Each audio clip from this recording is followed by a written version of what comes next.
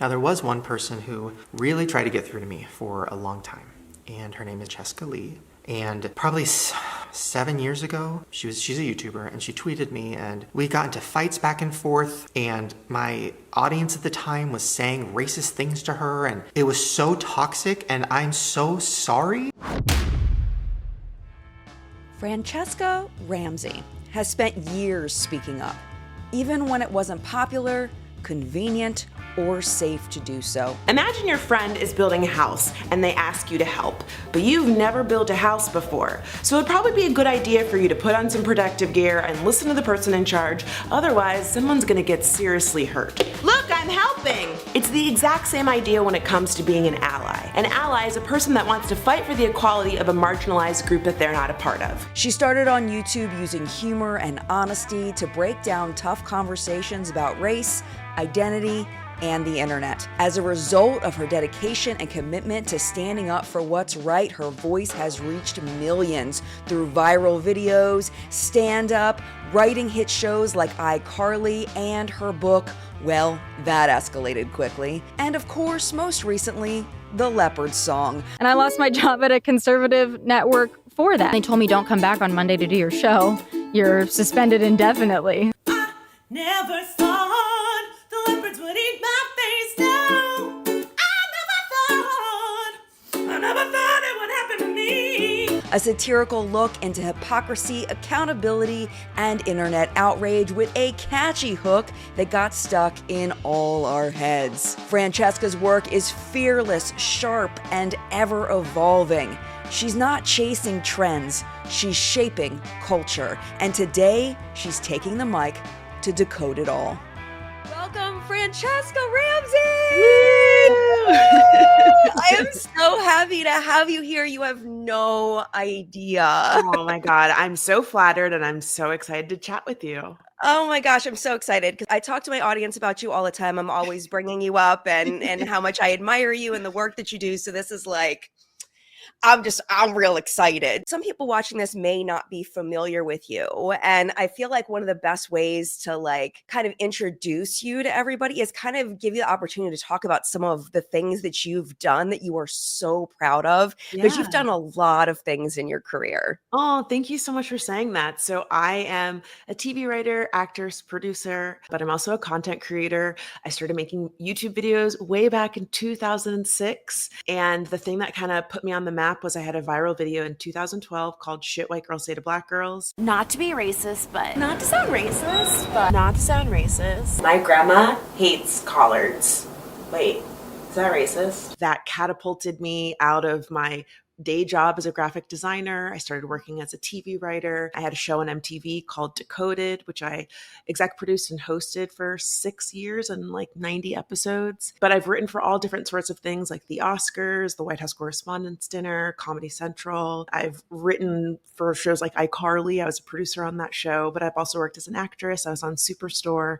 And most recently, I was on Survival of the Thickest on Netflix. For me, I found your older stuff later. I kind of found things backwards. My first interaction with your content was actually your song about the leopards, right? And then later on, I would find you other places like, oh my goodness, you've been here the whole time. Like, how did I not know this? So the Leopard song has recently just been huge and viral all over the place. Tell me a little bit about the Leopard song. Because for me, I feel like it went viral because it's just so catchy. It's easy to sing. It's witty. And also it kind of plays on this collective experience we kind of can have of seeing someone do something where you're like, what are you doing? Yeah. Like, what are you doing? And then seeing the ramifications of those actions. And it's like, we tried to tell you. What did you think was going to happen? What did you think? Yeah, it's really interesting because it's so funny because when you ask me like, oh, introduce yourself, I don't even think about the Leopard song. And that's not to say that I'm not proud of it, but it still feels very new to me that someone recognized me on the street and was like, you're the Leopards lady. And I had a moment of like, oh, yeah, I guess I am. Like, I don't think of myself that way. But I was actually inspired by a 2015 meme by this writer, Adrian Bott. And he tweeted this in 2015. He says, "Oh, I never thought the leopards would eat my face," screamed the woman that voted for the face eating leopards party. And it went super viral. It's just something that's been in the zeitgeist. There's an entire Reddit community that just shares these leopard stories. And I was just trying to write more music. I had a brief moment where I thought I was going to be a musician. I started playing ukulele during the pandemic, and I knew I wanted to write more songs, more comedic songs. And I came across this story about a Black gay Trump supporter who was getting hurled racial slurs and insults at a Trump rally. And I thought, no, now I never thought the leopards would eat my face. And I just started singing, and I was in bed and I couldn't turn it off. So I took out my phone and I recorded a voice note and I put it out. And the very first time I did it, it went viral. And so people kept asking me to sing it. This was 2023 is when I first did it. And in order to keep myself from going nuts, I just kept trying to change it. I was like, well, can I play it on the ukulele? I never thought the leopards would eat my face,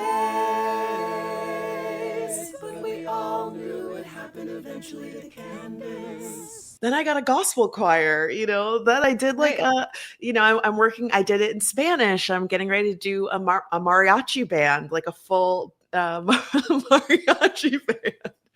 I know. We start rehearsals this week. It's a all queer 14-person mariachi band. It's just like so That's cool. the most epic sentence I think I've heard in a long time. Like, I know. It's been Wow. it's been so cool, and it's just been so fun because, to your point, it does feel like a lot of people are searching for one tiny sliver of something to make them feel better in the midst of every single day. There's just such terrible news coming out, and it can feel really overwhelming to know that this song has made people feel any sense of relief, because it is this feeling of like, we've told y'all that this was going to happen, and now it's happening and you want us to feel bad. And I just get tagged, "Where's Franchesca with her ukulele?"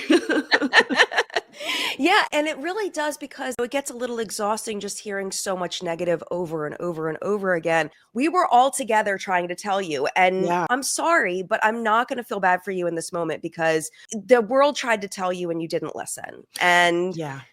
it's just kind of the way it is. But at the same time, it's hard sometimes to find camaraderie in a time it almost can feel isolating when you see Yeah. so many bad things happening all of the time, all around you, and there's nothing you can do.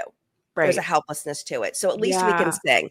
Yes. If nothing else, we can sing. I think I appreciate you saying that. I know that not everyone is of the same mindset. I've gotten all sorts of responses from people that say things like, "We have to come together." And I'm like, if you want to come together with those people, you absolutely should. But I think, especially as a Black queer woman, it is very difficult for me to open arms to someone who was gleefully cheering on for my oppression and my mistreatment, especially because now you only want us to kumbaya come together because you're experiencing the consequences of your actions.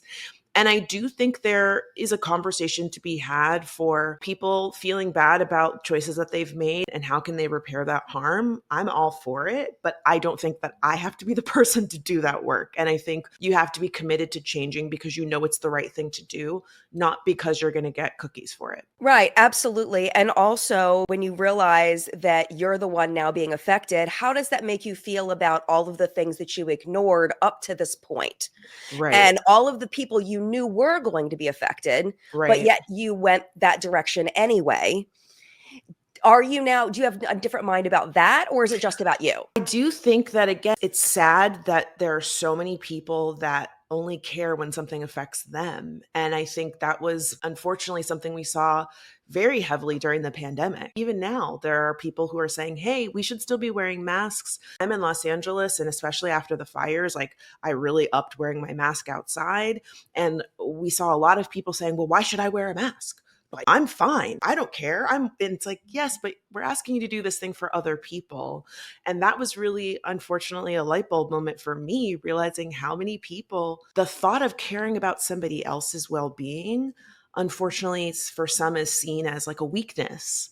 Like, well, that's not my problem. I don't relate to them. And I don't know. I've just always been a very empathetic person. I really try to put myself in other people's shoes. I can't even watch horror movies. Like, people get hurt on Yeah, screen. me too. I'm the same way. Like, I'm the same way. I can't. Torture, forget it. I can't do it. No. don't tell me about the time you broke a bone in high school. Like, I don't want to hear it. It makes me feel uncomfortable. And so very similarly, when I hear people talking about the very valid fears that they have, for example, about people getting deported, people whose children aren't going to be able to have access to their healthcare needs if they have trans children, or women who need to get access to abortion, right? Like, these aren't necessarily things that directly impact me, but I care because I don't think anybody should suffer or be mistreated for who they are. And it's heartbreaking to me that that is somehow controversial. I don't really know why. It is. And it's hard to wrap my brain around that as well, because I resonate a lot with everything that you're saying as far as being an empathetic person and really trying to look out for people and care about people. And I think that maybe one of the reasons why this was such a shock for us was because we've never surrounded ourselves with people who would think otherwise. Yeah, we're in bubbles. Like we kind of have put ourselves in this bubble where we wouldn't hang out with somebody who doesn't have empathy. So to know how many people just don't seem to care about the well-being of other people and just really thinking about their own people, and it's all about us. And if you're outside of that, forget it. And I feel like with the Leopards song, it really kind of brings, just to bring it back to that, it kind of brings all of that together. We've all been saying, help us help people. Like, we just want good things for people. That's all we want. Like, we're not trying to hurt it. We just want everybody to be able to live freely. We want everybody to have freedom. And happiness and joy and security and love. And we want it for ourselves, but we also want it for other people. And it's very frustrating. So when you find that camaraderie, I think that it's wonderful. One thing I actually wanted to ask you that I had written down in my notes specifically about the Leopard song was, has anybody that you've ever sung about ever contacted you and been like, hey, why did you sing this song about me, or tried to like rebut it in any way? No, that hasn't happened, but I welcome it. I would be curious in the sense of like, I want to rehabilitate anyone, but I do think, for example, I did one of the Leopard songs about the farmer who talked about how he was in danger of losing his farm. I did not read Project 2025 because, from my understanding, that's not what he was running on. That's what I was told, and that's the information that I had. Everybody's arguing with each other, and it's never the people against the politicians. It's the politicians against the politicians, and it's the people against the people. That's what I don't understand. We need to unite and be together, but then you're saying, oh, well, if you didn't vote for my party, we're not uniting with you. Well, that's the problem. I did see some creators have some really positive dialogues with him that I really appreciated, that they were willing to do that work. Again, I was like, I'm not doing it. But it was also eye-opening and revealing that after people spent hours talking to him, someone asked, knowing what you know now, would you have voted differently? And he said, no. And I thought, kudos to you for being honest, but also like, wow, if I had spent hours talking to this dude, I would be bummed about it. So again, all the effort and energy they put in. And my hope is that even if he personally hasn't had his perspective shifted, maybe someone else has. And I do think that's kind of the powerful thing about the internet, is that it's not necessarily my job to do that hand holding, but I do think, especially when it comes to people who look like us, people in our own communities, people that we have relationships with, maybe there's someone in your family or someone you work with or a friend, they're going to be more receptive to listening to those difficult conversations. So while I haven't had anyone reach out to me, I'm very easy to get a hold of if they need me. I would be curious to hear their reasoning, but it hasn't happened yet. So interesting. And I think sometimes it's hard. It's so painful to admit when you're wrong. Oh, it's so painful. It feels just awful to especially if you're very publicly wrong. Yeah. And like to have to go through that is hard. And it's a lot easier, I think, sometimes for people to double down or make excuses or gaslight, or it's so much easier to do that. Actually, I saw yesterday, there was a post I think it was USA Today, posted about the current White House, the chick that talks The for press Trump. the press secretary? The Yes. press secretary, how Mhm. she was saying she was being canceled because of her political views. And also this Amanda Ensing that I just did the video on, she did the same thing when Sephora cut ties with her because she said she was eating popcorn on January 6th, that there wasn't Yeah. enough popcorn in the world. Yeah. Sephora cut ties with her, and she said she was being canceled for her Christian and conservative views, not because she was being hateful. Like Right. she never really owned up. And I'm seeing that even now with the White House press secretary. I just think it's interesting when people use the term canceled because, Mama, Yeah. you're still the press secretary. Like, what's Right. happened to you? Like, none of you like. And to your Right. earlier point, it's very uncomfortable when people critique your behavior, Yeah. justified or unjustified. It's never a good feeling. But unfortunately, I find too many people are quick to label something as being canceled because they don't like the response that their audience or other people are having about their behavior.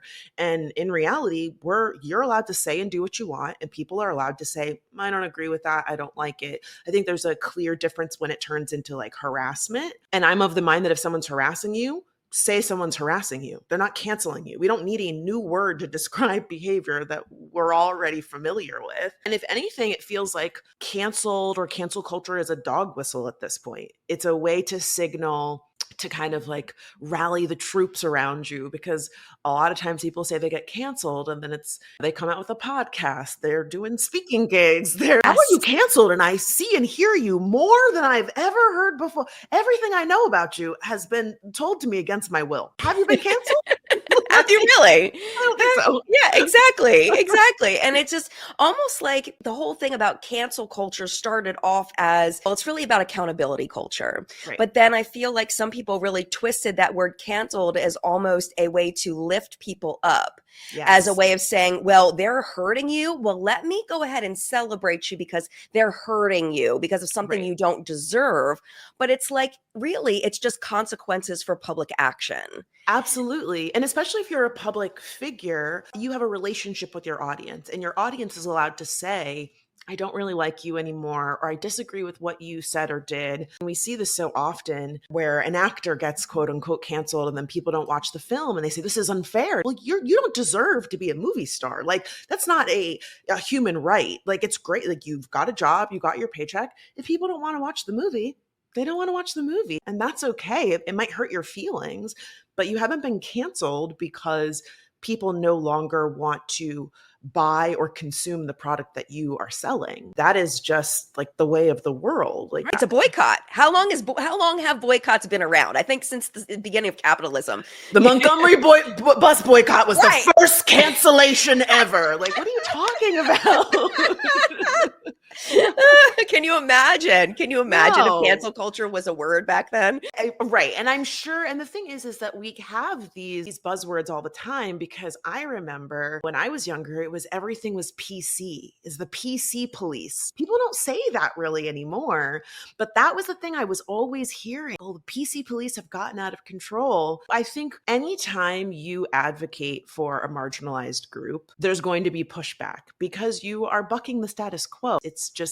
It's always, the system is always going to say, like, no, we want to oppress this group and uplift this group. And anytime you go against that, somebody's going to be made uncomfortable by it. Now it's all the anti-woke thing, which I had to block the word woke from my YouTube comments. Like, if somebody types the word woke, it automatically gets held for review because I know it's going to be something mean and not what it was intended. And it's so incredibly frustrating how our society twists us, people just trying to do good and help people and protect people and lift people up. And they turn it into something negative. And it's quite revealing how woke has been weaponized in that way, because its true meaning was the idea of being aware. Like, either you're asleep or you're woke. And the idea that you're like keeping your eyes open, staying abreast of what's happening in the world, being open to understanding and learning new things. To ascribe anything someone doesn't like as a woke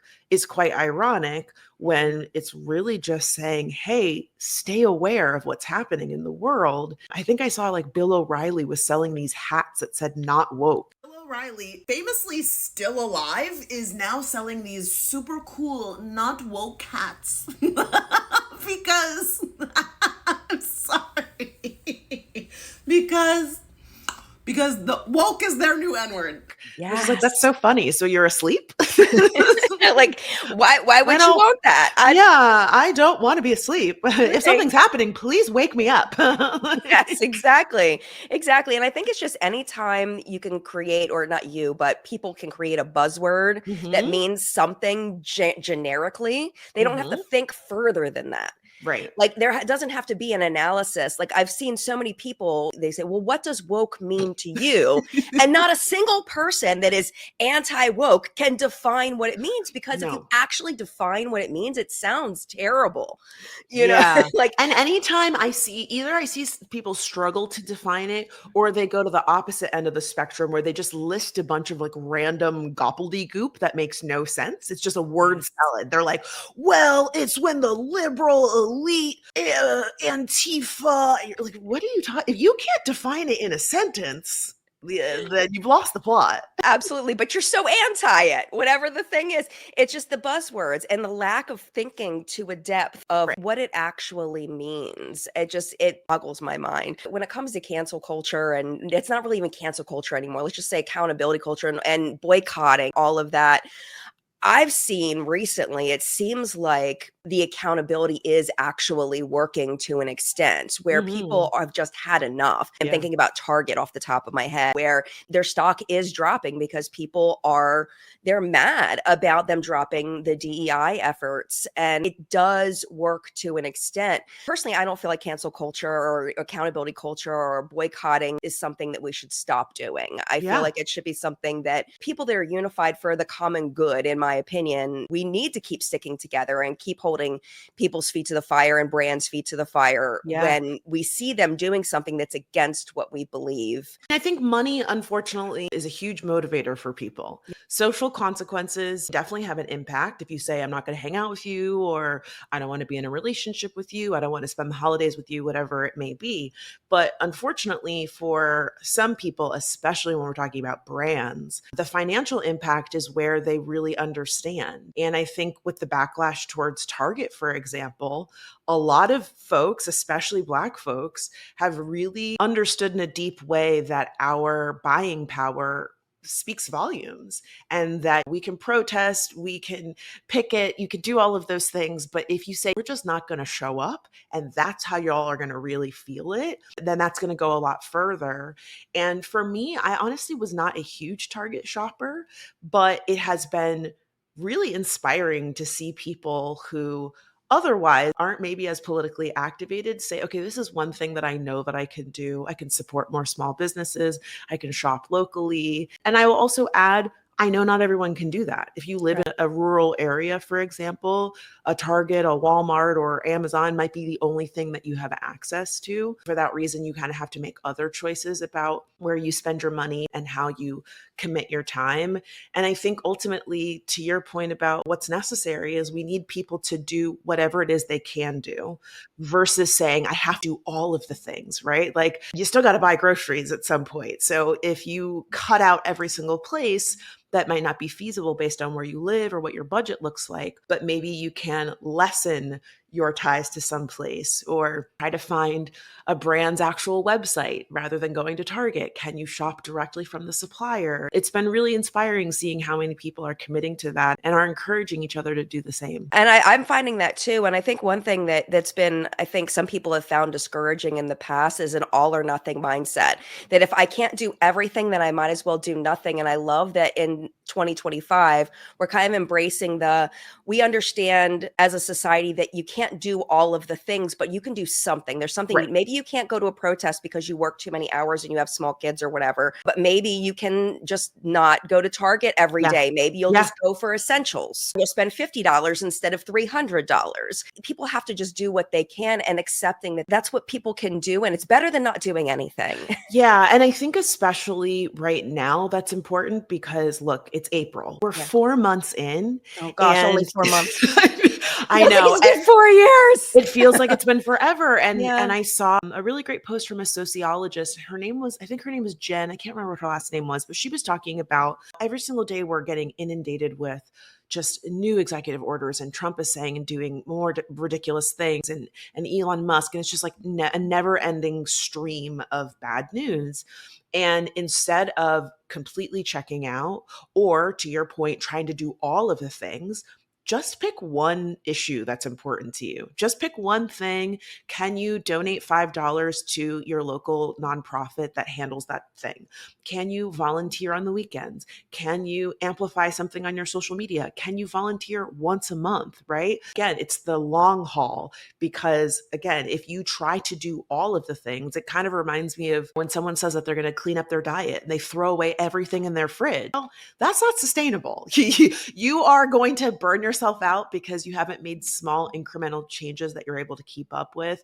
Same with the gym. You don't just start picking up the heaviest weight at the gym. You start small and you incrementally work your way up. Thinking about the way that we commit to the issues that are important to us in that same like small digestible way has been really helpful for me personally. And I'm so thankful to see that other people are taking that approach too. And one thing I'm just noticing as you're talking, this is why I love you, just so you know. And I think I'm hoping my audience is picking up on this too, is the way that you explain things in such a digestible way, in such a concrete way that's so relatable. I feel like when I watch anything you've created, I'm smarter. Oh, like when thank I you come for out of saying it. that. You know what I mean? Yeah. To kind of switch a little bit over to some of the stuff you've done in the past. Like MTV's Decoded, when I discovered that, it was like, I can't believe this has been sitting here the whole time, especially the one on immigration. Oh, And I want yeah. to challenge my audience to, if you're confused about immigration and the border and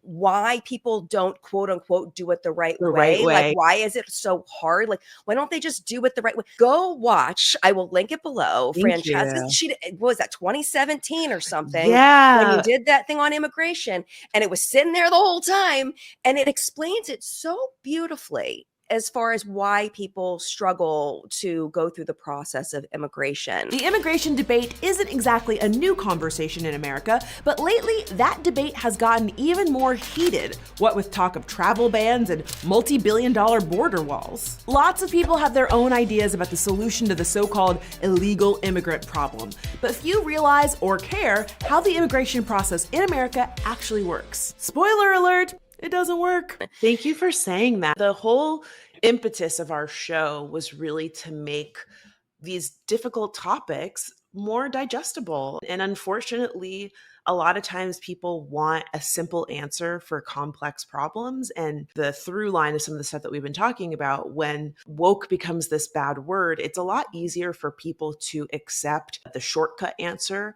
rather than take the time to unpack the complexities around a complex problem. And I think immigration is a perfect example of that. A lot of undocumented people have become scapegoats for bigger problems that are a lot harder to understand. I don't think anyone would disagree that the price of eggs are very high and the cost of living is super high and people need jobs. There's so many problems that we can all agree on.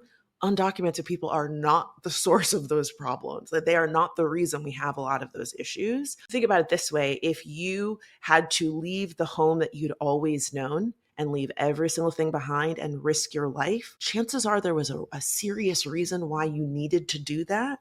And the cost prohibitiveness of entering the country legally are very high, and it's very, very difficult. And unfortunately, not every undocumented immigrant gets treated the same. Some of us don't have the complexion for protection, as they say.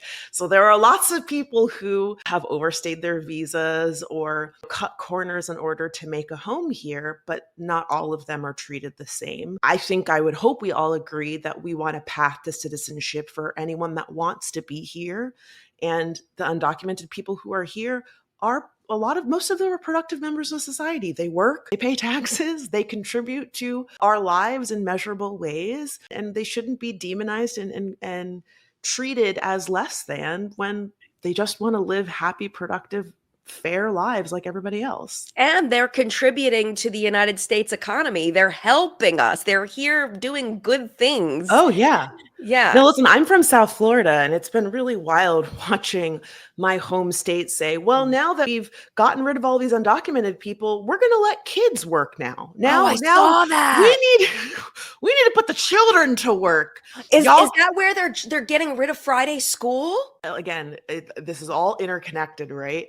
Every single time I see a headline with Florida, I'm bracing myself because it's really hard to be a person of Florida. I just feel like my home state is just always doing something. But it is, again, we lost a lot of people. A lot of people left Florida voluntarily, knowing that there was going to be this crackdown on undocumented folks. And now we're feeling the consequences of it, where construction sites are empty and restaurants don't have anyone working in the kitchen. You're ordering your food and you're like, where's my food at? Well, we are short staffed, right? There's so many things to think about when we talk about immigration. What's a fair living wage, and who is willing to take advantage of undocumented labor and at what cost? I'm so thankful that we tackled those subjects on Decoded, and we really focused on evergreen subjects so that they can be accessed at any time and they get shown in classrooms and shared with people all the time. So I'm very proud of that show and the way that it's helped start important conversations. I wish that they weren't evergreen. I wish that know. we could, I wish that things were different, because you would think that a video made in 2017, there would have been some kind of progress, that it wouldn't resonate so hard with exactly where we're at today. The video, like I was saying, the one that I just did on Amanda Ensing, her husband is actually an immigrant from Brazil. And at one point he does, and he becomes an American citizen I think it's 12 years after he moves here, he finally becomes an American citizen. And he says on an interview, I'm so upset about the people that are coming here illegally, and then people just want to hand them citizenship. I had to pay so much money, and I had to work so hard, and I had to go through all these steps, and they should have to go through all of those steps too. They shouldn't just be handed citizenship because I had to work hard. And it kind of reminds me of the whole student loan thing, because I had to suffer through paying tens and sometimes hundreds of thousands of dollars in debt. You have to suffer too. And it's just like, wouldn't you just want things to be a little easier for people? The student loan thing is a perfect example. Unfortunately, I see this all the time, right? Like, have you ever had a boss who was really nasty to you? And then when you complain about it, they're like, well, my boss was nasty to me. Like hazing, like you're in a fraternity, right? Like, we dealt with it, so now you have to deal with it. And it goes back to that empathy thing. Yes. Of like, there are some people who always think that everyone needs to suffer, when in reality, we should be trying to create a world where no one has to suffer. And ultimately, if you did suffer in order to become a documented citizen or to get to your managerial position, you're not going to feel better about what you went through because somebody else is going through it. I think what's at the crux of it is realizing that there's still stuff that you need to heal from. And that doesn't mean that it is justified in you wanting retribution against other people. But at the same time, having to actually grapple with the fact that somebody else feeling hurt also isn't going to resolve the hurt that you have. And I wish more people would be honest with themselves when they say those things. Listen, I had student loan debt. It was very, very difficult. I'm very fortunate that I was able to get a lot of it taken care of, but I don't want anybody to have student loan debt. So I got to fix the many years that I was stressed about making those payments. I can't go back and change it. If anything, I would want everybody to have access to quality education. And again, I wish more people would take a step back and think about what they're really saying when they say that they want other people to suffer because they did. And I think exactly what you were saying, it comes down to that empathy issue. It's kind of like you see the same people having the same empathy issues over and over again, just in different categories. But then they can't admit that they have a problem, so they just continue having no empathy. Because they can't see it. And then if someone calls them out on it, and then God forbid they get canceled, then it's like, oh, it's not me. I didn't do it. Like how do we get through to people? How do we I think about this all the time. And that one thing that I've settled on that's difficult is I think we all have to make it easier for people to admit when they're wrong. Unfortunately, a lot of people, I say we, myself included, see saying that you're wrong as a sign of weakness. And you mentioned people doubling down. It's really not the end of the world to say that you did something wrong. And I would hope that if more people, or I sincerely believe that if more people were transparent about the mistakes that they've made, it would give permission to other folks. I really try to do that as often as possible, to talk about times that I've gotten things wrong, times that I misunderstood something and needed to course correct, and just how difficult it was and how uncomfortable it was, but also that my world didn't end because I learned my lesson and I moved forward. And it is a deeply ingrained cultural thing. It's not exclusive to Americans. I can only speak on the American experience, but it does seem that just throughout our culture, media, in our politics, people are just so resistant to say, yeah, I got this thing wrong. I hope that that would be a place that we could all start from. Absolutely. And I think, not to bring it back again to the leopard song, but Yeah. when the leopard eats your face and you go, oh crap, the leopard just ate my face. And then you think, I think it's that next step that brings a person to that next level. Are you upset that just you made a mistake and that now you're seeing the ramifications of that action? Or do you recognize the harm in that way of thinking you had before and how that affected other people? And are you going to course correct on that? Yeah, that, and also like, what are you going to try and do to remedy this for other people? Right. Because unfortunately, the subjects of many of these leopard songs, but a lot of these stories, whether you go on the subreddit or you just see them all over social media, it's a lot of me, me, me. The thing happened to me. Now I'm upset. I need Donald Trump to fix this. Come and help me. I lost my job. This terrible thing's happened to me, my family member, whatever. And it's not about, okay, we need to make sure this doesn't happen to anyone else. I get it now. I see the light. I made an error. We need to come together and fix this thing. And I'm going to lead the charge. I'm not going to wait for anyone else to do it for me. I'm not going to sit here and have a pity party for myself. We all have access to the same internet. And while, again, the consequences of this administration are far reaching and terrible, there are so many organizations that predate Donald Trump's presidency that have been doing the necessary work around immigration, around reproductive justice, around supporting queer children. Those organizations exist. And if you suddenly see the light, so to speak, and you realize, oh my God, I messed up. I want to do something to fix this for myself, but also for others. There are a wealth of organizations that you can start with. And I would say that it's more productive to do that than to flip on your camera and start crying and hope that everybody's going to rally around you. Because again, that's a very self-centered action versus sitting with the fact that you messed up. You're human. It happens. But now we have to move forward. And that's your homework, not anybody else. You got to do your own homework. Yes. And the information is out there. That's the thing. We are in an age where you can find anything at your fingertips. You don't have to go to the card catalog at the library. Then they don't know. Like, they don't know. I feel like such a boomer whenever that happens to me, because I'm like, wow, I see how my parents got here when they would be like, we had to walk through the snow and whatever else. Yes. But yes, going through that card catalog was very humbling. And it's hard because on the one hand, the thing I love about the internet is how it's given us all these ways to communicate and it's given us access to all this information. But on the other hand, I feel like it's really been a detriment to our ability to communicate. And it's been a detriment to our ability to seek out information because people are just like, explain it to me. Tell me, put it in a video. If the video is not 2 minutes long, if the video is not a minute long, it's too long. I don't want to watch it.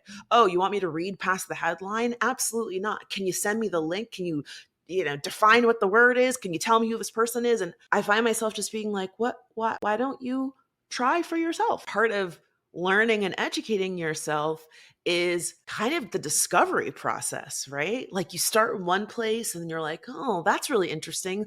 What you kind of like go down the rabbit hole so to speak. And that's really fun.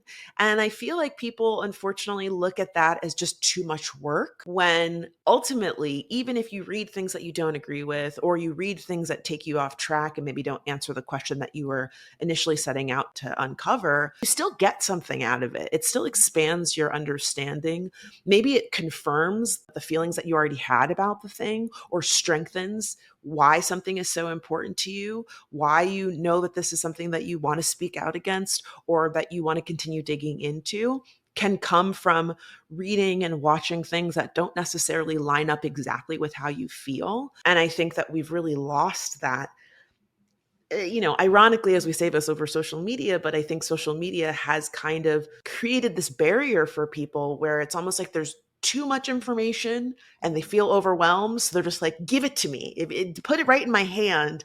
And that's the way that I'll understand it, rather than excavating and doing the discovery for themselves. But I really do feel like if somebody really genuinely cares about learning about something, they'll find a way to learn about it. People with full-time jobs, people that are busy, people with, that have all this going on, people will still find a way to learn about something if it's important, whether it's making a certain recipe or figuring out how to fix something or whatever it is. If you really need something, you'll figure out a way to educate yourself on that thing. So it's about how much effort you really want to put in. And I think some people just aren't quite there yet with their desire for that knowledge. Yes. And it's just so much easier to get validation from an echo chamber than it is to say, take that thought of, wait a minute, maybe I'm wrong here, and then go back into the echo chamber.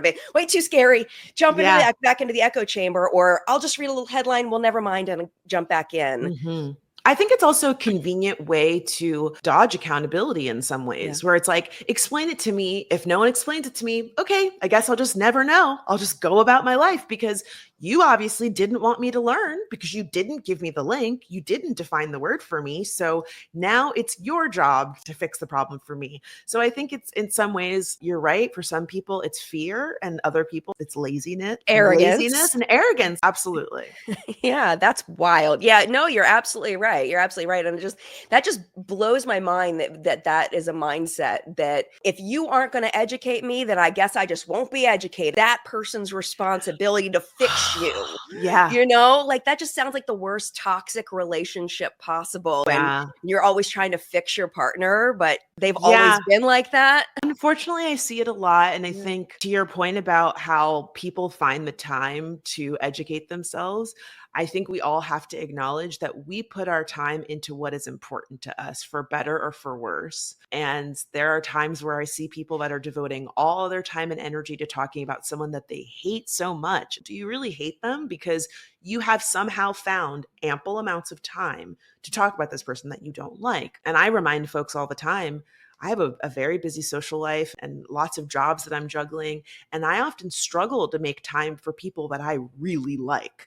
It's really hard to line up our calendar. You and I were trying to put this, we were like, can we do this date? Can we do this? Can we do this time? It's like, well, this is really important to me. And so if it is that much of a challenge for things that I enjoy, why would I then use that limited time and put it towards people that I don't like? I think a lot of folks have to be really honest with themselves about, you find time to watch your reality shows, you find times to play video games, you find times to do all of these different things, which some of them you love and some of them maybe you don't love as much, but there's always a way to find time for what's important to you. Right. It's a matter of you actually getting honest with yourself about where your priorities lie. And just recognizing maybe it's not a priority. Maybe I'm just not there yet. And that's okay. That's a way to be. I would wish you were a little further, but that's okay. You can't force someone to have an epiphany. Y'all have to start somewhere. So maybe you let us know when you get there. Yes, let us know.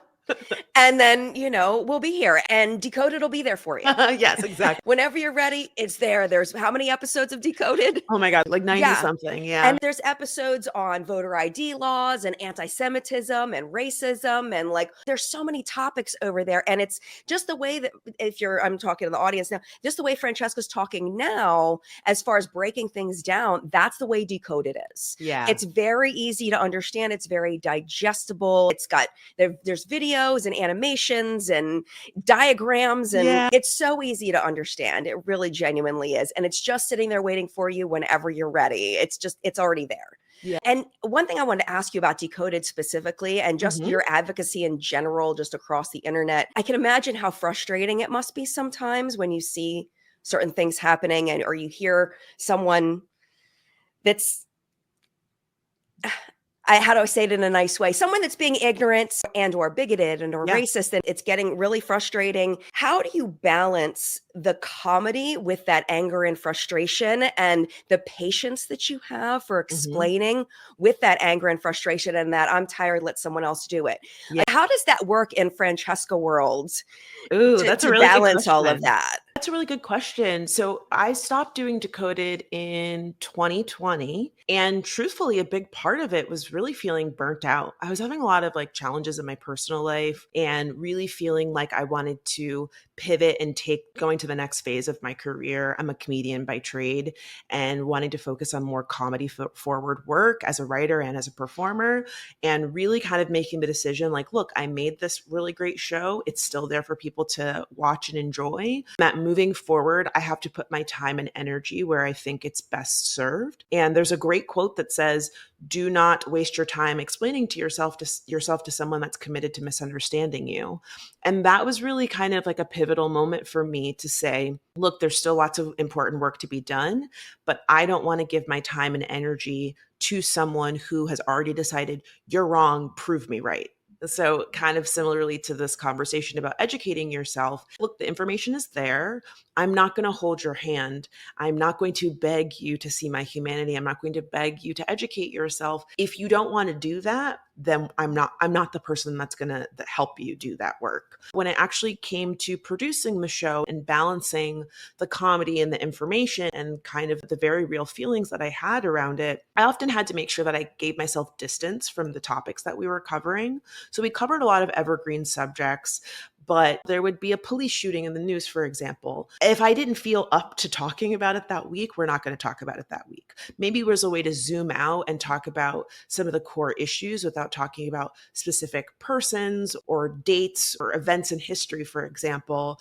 Can we make this information such that it reaches lots of people without actually getting bogged down on one specific thing that might make me personally upset or I have struggles talking about the thing? I really encourage people to do that with their own work. I understand, especially with everything happening right now, folks feel powerless and they want to say and do all the things, but you can only do so much. And if you don't feel in the headspace to discuss something or tackle something, I'm of the mind that it's better for you to take a break. The idea that rest is revolutionary is real, and that you need to recharge so that you can have longevity, right? It's the marathon, not a sprint. If you burn yourself out in this moment, you are not going to be as effective in the long term towards the things that are important to you or being able to show up for yourself or your family, the people you care about. And so sometimes you just need to pause and say, yeah, I need a second. I need a minute, and then come back when you're recharged and ready. And I'm just so thankful that when I was working on Decoded, that I had that flexibility with my producers and with our network to say, at times, I don't know that this is the right topic, or I need more space. We started bringing in guest hosts. So there's a number of episodes that are about body image or disability or gender or transness, and I'm not hosting those episodes. And that was part of it, whereas like, I might not be the right person for this topic. I'm either too close to it, or I don't know enough, or I don't want to speak over anyone, and I need to give myself space to do other things. I think that's a way that we were able to handle it that I feel really proud of. That's so beautiful. That really is. And I think that a lot of people can kind of take a page out of that book and give themselves permission to say, you know what, not right now. Like maybe I can handle this tomorrow, or Yeah. maybe I can do this next week, or maybe I will never handle. Maybe this is something that I just don't want to do. I need to take care of myself. This hits too close to home, or this is something that I just can't process in this moment because of something in my past or whatever it may be. And really looking at taking care of yourself first, like the whole oxygen mask, you put yours on, you help someone else. And if you're struggling, helping someone else just isn't in the cards in that moment. And I love that you've taken care of yourself over the years. And I hope you're continuing to do that. Oh, thank you Because so you're much. so busy right now. I Doing so am. many things. Yeah. How are you? Are you okay? All the things you're doing? Thank you for asking that. No, I am. Good. What I've realized about myself is I would rather be busy than bored, because when I'm busy, I'm like, oh, I'm so busy. And then when I'm I'm not busy, I'm like, "Ugh, what's going on? Like, why? I'm just laying around." So I am somebody that thrives under pressure. I have lots of things going on. I'm very type A. I love my calendar. I love scheduling all of the things and checking things off of my list. It makes me feel really productive. And I'm treating myself to going on vacation at the end of April. So I'm Ooh. having that as my North Star as I Where are check you things. going? Can I ask you where you're going? What you're Yes, going to do? sure. I'm going to Aruba with a friend of mine who Oh, is yay. like a fancy travel influencer who always Mm. goes to like the most gorgeous destinations and beautiful resorts. And she's always inviting me. And I always say no because Mm. my schedule can't allow it. And this was the first time that she invited me. There's a group of 15 of us going. And I know it's going to be Love like, that. yes, it's going to be like very cool and picturesque. Like, you know what? I actually have a really busy April. I'm going to say yes to this because Yes. I'm somebody who loves that calendar. Having something to look forward to is so helpful when it comes to Mm. pushing through the moment right now that I'm struggling with. Every single day, it's getting me one step closer to my epic vacation. I love that. And you're not bringing the ukulele, right? I mean, I feel like I need some content of me on the beach. Okay. All right. It's I a got, choice. I know. But your social platforms have grown a lot over the past year or so, like because you have had that commitment to even going to Aruba, you might bring the ukulele. I think that your work ethic and that whole type A you were talking about has led to that tremendous growth on your social platforms, which is amazing. Do you have things that you are like besides Aruba? Like what are some things in your social media presence that you're really excited about that are like in the pipe? Can you share Yeah. anything? Oh my God, of course. Well, I'm doing a social media masterclass April 19th and 26th. I'm so excited about it because I've had this long career in social media. It'll be 20 years next year that I've been a content creator. I've learned so many things. I've made so many mistakes, but I've also been able to break out of the social media landscape and work in TV as an actress, as a writer, as a producer, as a public speaker. And I really felt like I had a unique opportunity to kind of share some of that with my audience in a real tangible way, in a really hands-on way. So what's really exciting about it is the first part of the masterclass is going to talk about the content creation process from start to finish, from coming up with an idea to writing the script to filming and editing and packaging it. And then the homework will be to post a piece of content. And then the following week, we're going to look at the content that everybody made in the class. And we're going to look at the analytics and we're going to break down what worked and what didn't work. And then we're going to strategize what the rest of your content creation journey looks like. Because I think oftentimes people get so focused on, I got to put this one video out instead of zooming out and saying, well, what's the thing I really want to do? I want to be a TV writer. I want to write a book someday. I want to have a clothing line. I want to create an album, whatever it might be. And setting yourself up for success by saying, I'm going to create content that's going to help lead me towards this goal rather than just, I want to go viral. I try to remind people that there is no right or wrong way to approach your career, right? Like what's for you is for you, what's for me is for me, and everybody has to kind of follow their own path. But personally speaking, I am someone who's very goal oriented, and something I will always do is say no. If this does not align with what it is I want to do, I'm going to say no. And I have found that that's been really helpful for me. And giving people permission to say no rather than having that scarcity mindset, I have to participate in every single trend. I have to comment on every single thing that's happening in the news. I have to do all of the things. And actually, you really don't. If that's not in line with what you want for your career, you don't have to do that.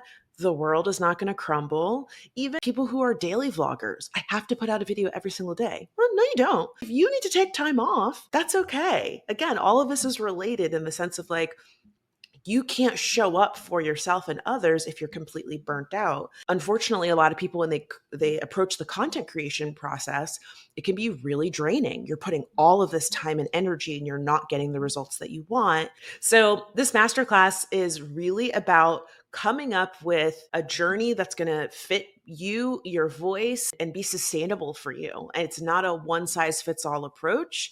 That's not how I approach my content. I don't believe that anyone that says, okay, do A, B, and C and you're going to go viral, do A, B, and C and you're going to have 1 million followers. I got to tell you, they're selling you a bill of goods. Purpose of this masterclass, it's called The Brand is Strong, a content creator masterclass. Thebrandisstrong.com, if you want to sign up and learn more, is to really help you figure out what it is that makes you you and how to package that in content to connect with the audience that you are meant to connect with. And that's going to be different for every single person.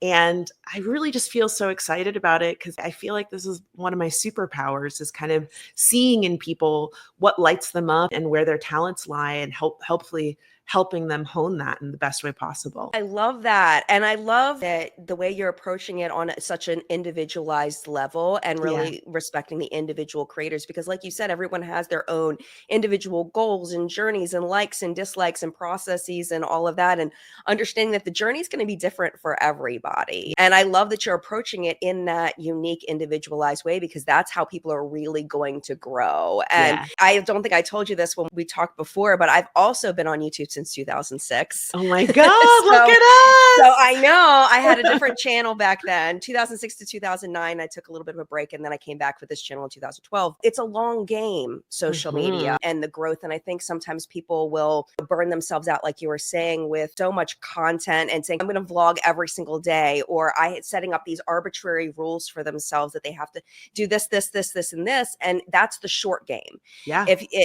Helping people to find what their long game means for them and how they can make it the best, most functional, happiest process possible, because that's what's going to create that long-term growth. And really, it's the long-term growth of it all. But to your point about the long game, is setting up measures of success that you can control, because ultimately you don't know when you're going to go viral. You don't know when a brand deal is going to come in. Even if you get the brand deal, you don't always know when you're going to get paid or if you're going to get paid, right? There's so many things that are outside of our control. And again, as somebody that's very type A, that has taken me a long time to really internalize and believe. But the way that I've been able to navigate that, and the thing that I try to encourage other people when they ask me for advice about content creation or working in film and TV, is setting up goals for yourself that you're in charge of.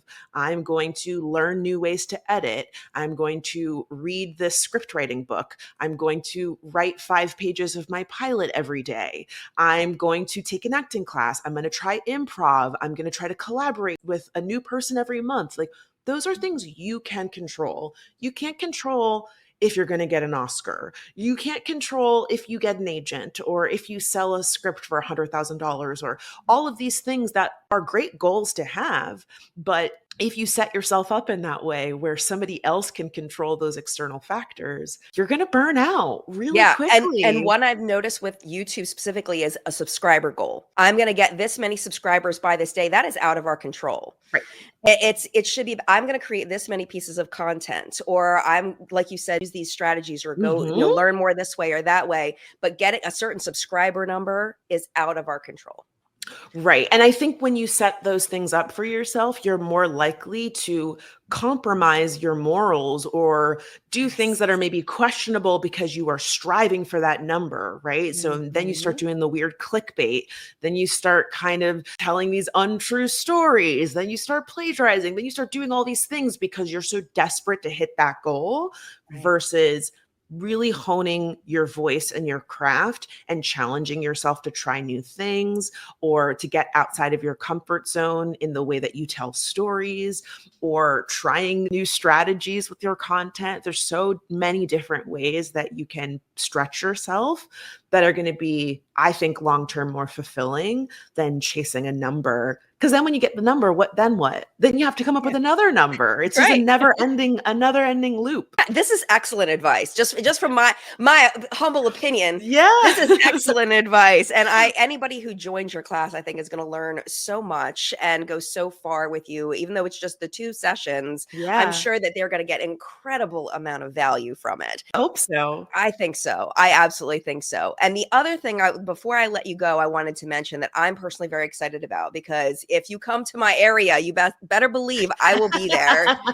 In that you are looking at possibly going on tour with your comedy, which is I'm really I'm excited so excited about that. Yeah. So I started as a stand-up, which I'm not sure a lot of people know. And I really moved into YouTube because I like to go to bed on time. And like the comedy clubs was like a late night affair. I moved to New York in 2009 and I was pulling long hours at work as a designer. YouTube was really like a perfect pivot for me. As I've been making more comedy songs and finding success there, I've been going back to stand-up and it's been so fun. I've been really inspired by Anna Akana, who's another great YouTuber who's most recently did a world comedy tour, and she's a really good friend of mine. Yeah, I'm writing new material and I'm performing a bunch and really kind of trying to craft that hour so that I can go on tour and do a kind of musical comedy hybrid show. It's been a really fun thing to work on and challenge myself with. So definitely stay tuned for the announcement about that. I love that. Well, if you come to the Baltimore, DC area, I am there. I will be there. I definitely have a DC audience. When I went on my book tour in 2018, DC was a stop that we did, and it was great. We had an awesome turnout. So I would absolutely put that on my list. Yay, fantastic. So now that you've got everybody's in love with you now, like I am. How can people keep up with you and your content and maybe buy some Leopards merch? Oh, yes. Oh my gosh. Where can we do all of the things to support you? Awesome. Well, you can get your Leopards merch at shop.francesca.net. Information about my course is also there, but you can also go to thebrandisstrong.com to learn more and sign up. And then across social media, I'm Chesca Lee. My middle name is Lee, so CHESCA Leigh, or you can just search Franchesca Ramsey. There is another Franchesca Ramsey, but I have just pushed her down in the search engine results. I'm sorry, girl. I'm sorry, girl. You get to be a normal citizen that no one is going to bother.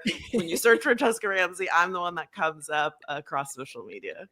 Fantastic. Thank you so much for taking the time to talk with us today, Francesca. Thank you so I much. absolutely adore you. I know I've said it like 1,000 times, but I'm just so honored to have you here. And I'm so happy to be able to introduce you to people that may not be familiar with you. And I encourage you all to go follow her. You will, if this is just a taste of who Franchesca is. So go follow her, go show her some love. Thank you again so much for being on my interview. I really appreciate you. Oh, thank you so much. It was really fun.